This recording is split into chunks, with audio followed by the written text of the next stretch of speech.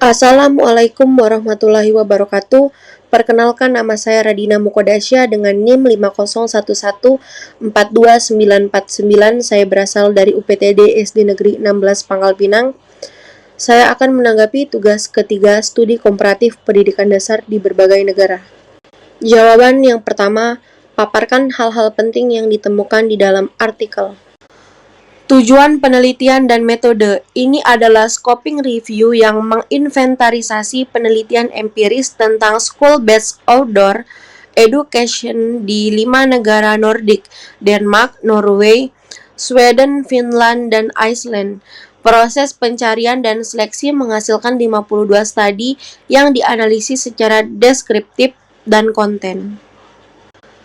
Cakupan studi yang ditemukan, sebagian besar studi berasal dari Denmark, Norway, dan Sweden. Tidak ada studi dari Iceland yang memenuhi kriteria.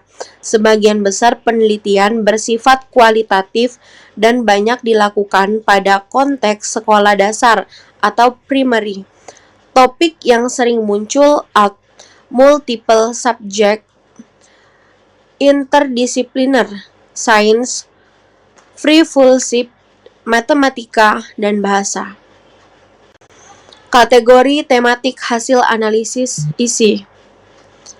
Teacher's perspective, pandangan guru, nature of outdoor education, hakikat atau konsep, well-being, kesejahteraan, fisik atau psikological, cognitive learning, pencapaian kognitif, teaching dan learning across classroom atau outdoors, digital research, dan sustainable education.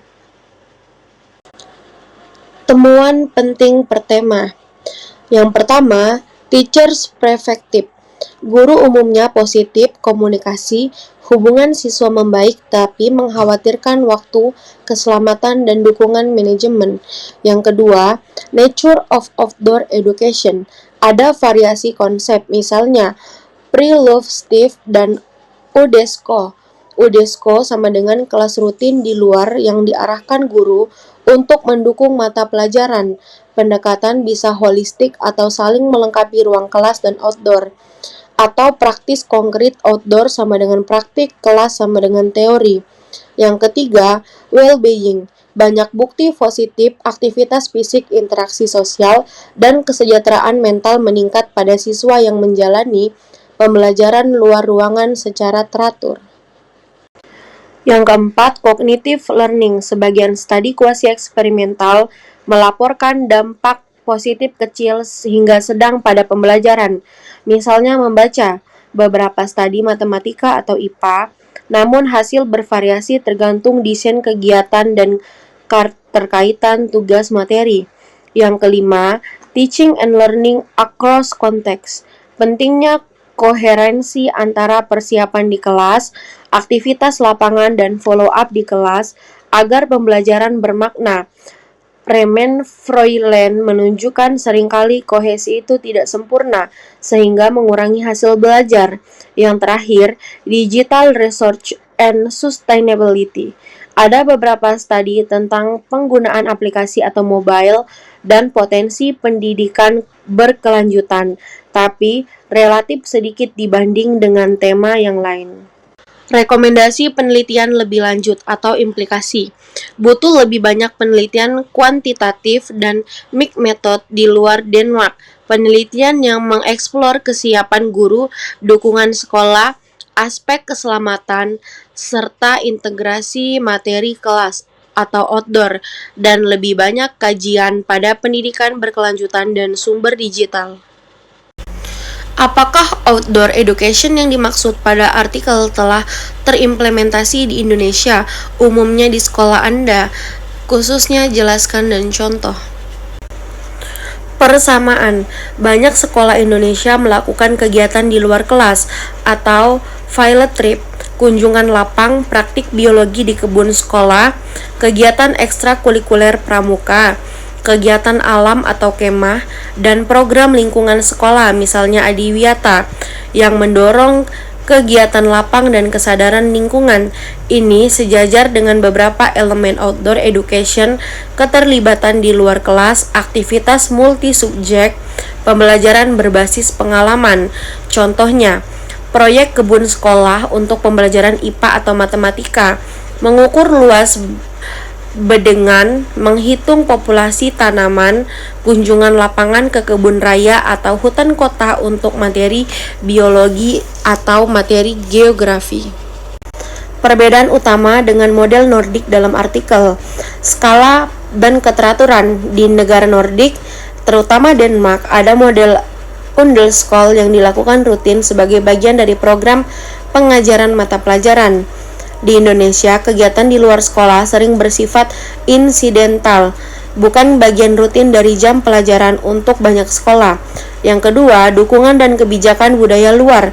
Tradisi Friluftsliv di Nordik memberi landasan moral dan struktural untuk aktivitas luar ruang. Di Indonesia, dukungan kebijakan sejenis ada, tapi konteks infrastruktur, keselamatan, askes lahan, dan kesiapan guru berbeda. Artikel menunjukkan guru membutuhkan dukungan manajemen dan khawatir soal keselamatan. Isu serupa sering muncul di konteks lain. Yang terakhir, kondisi cuaca dan logistik. Indonesia tropis, bisa jadi cuaca ruang hijau sekolah sangat terbatas di daerah perkotaan. Implementasi yang realistis sebagai contoh bagaimana mengadaptasi model Nordik di Indonesia. Yang pertama, integrasi rutin dalam pelajaran, misalnya 1 kali seminggu belajar di lapangan sekolah atau kebun. Untuk mata pelajaran IPA atau PKN, matematika meniru konsep Undeskol, tapi menggunakan fasilitas lokal. Ini meningkatkan aktivitas fisik dan keterlibatan. Yang kedua, proyek lintas mata pelajaran, proyek taman sekolah yang menggabungkan sains, ekosistem, matematika, pengukuran, bahasa, laporan, dan seni desain. Ini merefleksikan studi yang menunjukkan outdoor education sering dipakai untuk multiple subjek.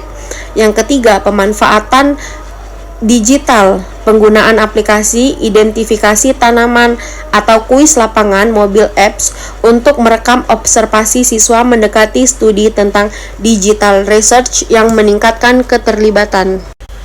Kesimpulan, outdoor education dari artikel punya bukti atau manfaat kesejahteraan dan pembelajaran dan bisa diadaptasi di Indonesia, tetapi perlu disesuaikan dengan rencana yang jelas atau tujuan pembelajaran, persiapan dan follow up di kelas, manajemen keselamatan, dukungan kepala sekolah, dan pemanfaatan ruang dan sumber daya lokal, kebun, taman kota, pasar, sungai setempat. Sekian dari saya penjelasan mengenai tugas ketiga studi komparatif pendidikan dasar di berbagai negara. Apabila ada kekurangan dan kesalahan, saya mohon maaf. Saya akhiri, wabillahi taufik wal hidayah. Wassalamualaikum warahmatullahi wabarakatuh.